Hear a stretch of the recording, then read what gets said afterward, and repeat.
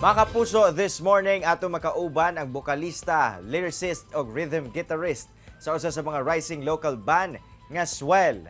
Sagad sa ilang mga ginatugtog indie rock, alternative o shoegaze. Sayron ta ang ilang storya og talento. Kauban si Johan Ko. Johan, good morning and welcome din sa At Home with Jamay Regional TV. Kumusta ka? Good morning sa tanan. Okay na, nakapangapi na, spending the holidays with my family.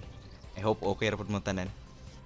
Alright, maayo kay naa ka sa maayong kahimtang karon Johan. Pero let's talk about aning band ninyo nga Swell. Paunsa ba kini nagsugod ang inyong grupo? Kaning Swell, actually, we came from different bands so na mga lain-lain nga banda. Then we just decided nga mag-jam ta kay milingaw ato nga panahon, ano pa mi ato, first year college mo siguro. So, tapos one thing led to another. Murag okay man nga kami kauban niya og gakalingaw pod ko. Pero banga kay mi magtugtog og mga kanta nga dili amuha, so we started writing. Then eventually wala na namon undangan na nami karon diri. Nako Johan, medyo dili ko familiar aning genre nga shoegaze. Can you please tell us more about aning nga type of music?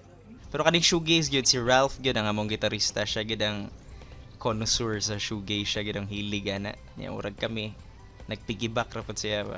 Ang shoegaze mo na siya basta noise na siya nga lutaw ana na lang. Siyempre alang nimo Johan, unsa ba ang nahatag nga kaayuhan sa inyuha sa pag-engage ninyo into music?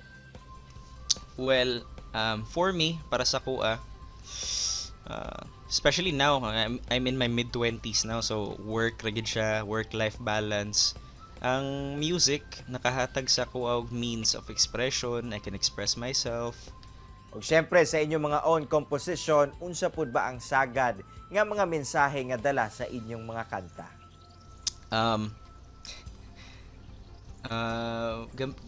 Mix man siya. It's not like one nga mensahe, pero mostly relatability sa kanang bitong loneliness, siguro na loneliness, everyday life nimo, siguro hope kana hope mo din na mensahe.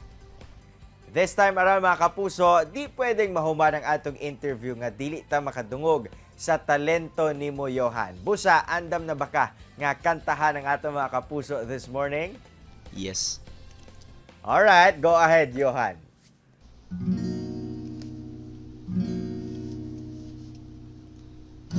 Do you wanna rest inside my world that doesn't sleep?